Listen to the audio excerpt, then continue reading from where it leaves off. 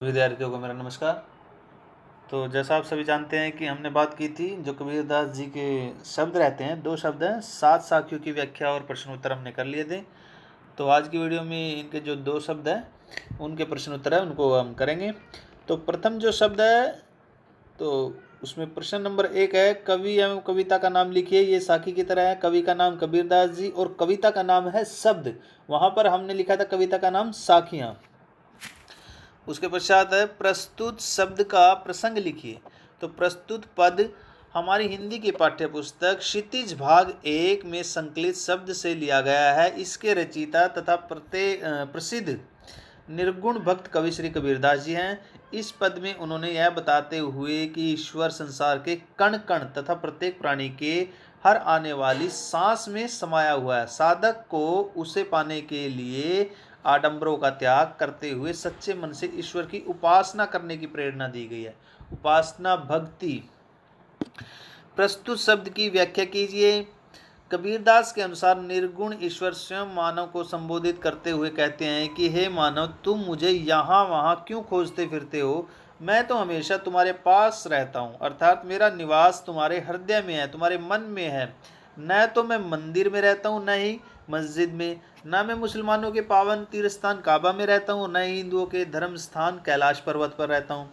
हे मानव, हे मनुष्य, मैं किसी प्रकार के क्रियाक्रम तथा आडंबर में भी नहीं रहता। योग साधना से मेरी प्राप्ति नहीं हो सकती, न ही मुझे वैराग्य के द्वारा प्राप्त किया जा सकता है। यदि तुम मुझे सचमुच खोजना चाहते हो और मुझे ढूंढने का प्रयास करते हो तो मैं तुम्हें पल भर की तलाश में मिल सकता हूँ। भाव यह है कि तुम मुझे पावन मन से खोजने की कोशिश करो, खोजने का प्रयास करो, खोजने का प्रयत्न करो। कबीरदास जी कहते हैं कि हे संत जनों, मेरी बात को ध्यान से सुनो। वह ईश्वर तो तुम्हारी श्वासों में ही निवास करता है, तब तुम्हें उसे अपने भीतर, अपने अंदर खोजने का प्रयास करो, खोजने का प्रयत्न करो। वह तुम्हें बाहर कहीं नहीं प्राप्त हो सकता। प्रश्न नंबर 4, प्रस्तुत शब्द का भावार्थ बताइए। इस पद का मूल भाव यह है कि ईश्वर सर्वव्यापी है। सर्वव्यापी होता है जो सब जगह फैला हुआ हो तथा प्रकृति के कण कण में निवास करता है। वह मंदिर, मस्जिद, तीर्थ स्थलों, धार्मिक आडंबरों, योग अथवा वैराग्य के द्वारा प्राप्त नहीं किया जा सकता। जिस व्यक्ति के हृदय में उसे प्राप्त करने की सच्ची लगन होती है, उसे वह तत्काल ही प्राप्त हो जाता है, क्योंकि वह तो उसकी हर आने जाने वाली श्वास में विराजमान है। प्रश्न नंबर 5 है, प्रस्तुत शब्द के काव्य सौंदर्य एवं शिल्प सौंदर्य पर प्रकाश डालिए। यहाँ कवि ने ईश्वर की सर्वव्यापकता पर प्रकाश डाला है, साथ ही मंदिर, मस्जिद, काबा, कैलाश आदि को बाह्य आडंबर माना है और उनका विरोध किया है, खंडन किया है। इस पद में तत्सम तद्भव शब्दावली युक्त सदुक्कड़ी भाषा का प्रयोग हुआ है। भाषा प्रसाद गुण युक्त, सरल, सहज तथा प्रभावमयी है। अभिधा शक्ति के साथ व्यंजना शब्द शक्ति का भी प्रयोग हुआ है। 3 प्रकार की शक्ति होती हैं, अभिधा, लक्षणा और व्यंजना। तो यहाँ पर अभिधा और व्यंजना शक्ति का प्रयोग हुआ है। आत्म कथात्मक शैली में रचित इस पद में शांत रस का प्रयोग हुआ है। प्रस्तुत पद में प्रयुक्त अलंकारों के नाम लिखिए। इस शब्द में अनुप्रास व प्रश्न अलंकारों का सफल प्रयोग हुआ है। ना काबे कैलाश में, कोने, क्रियाक्रम में, योग वैराग में, कहे कबीर सुनो भाई साधो, वह सब श्वासों के श्वास में। इन पंक्तियों में अनुप्रास अलंकार का प्रयोग है। मोह को कहाँ ढूंढे बंदे में पंक्ति में प्रश्न अलंकार का प्रयोग किया गया है। प्रश्न नंबर 7 है, कबीरदास के अनुसार ईश्वर कहाँ निवास नहीं करता? कबीरदास के अनुसार ईश्वर मंदिर, मस्जिद, काबा एवं कैलाश पर्वत पर निवास नहीं करता। प्रश्न नंबर 8 है, खोजने वाले को कितनी देर की तलाश में ईश्वर की प्राप्ति हो सकती है? खोजने वाले को पल भर की तलाश में ईश्वर की प्राप्ति हो सकती है। उसके बाद दूसरी जो साखी है उसका प्रश्न नंबर 1 है, कवि एवं कविता का नाम। ये प्रथम जो था उसकी तरह ही है। उसके बाद प्रस्तुत शब्द का प्रसंग, ये भी पहले की तरह ही है। उसके पश्चात प्रस्तुत शब्द की व्याख्या। तो प्रस्तुत शब्द की व्याख्या, इस पद में कबीरदास जी कहते हैं कि हे संत जनों, ज्ञान रूपी आंधी चलने लगी है, जिसके फल स्वरूप भ्रम रूपी वह छप्पर उड़ गया है। जिसमें भ्रम छिपा हुआ था, अब माया जीव को बांध नहीं सकती। ज्ञान रूपी आंधी के आने से वह छप्पर रूपी जो सामग्री थी वह छिन्न भी नष्ट भ्रष्ट हो चुकी है। मन की दुविधा रूपी दोनों खंभे गिर गए हैं और मोह रूपी छप्पर को संभालने वाली बल्ली भी टूट गई है।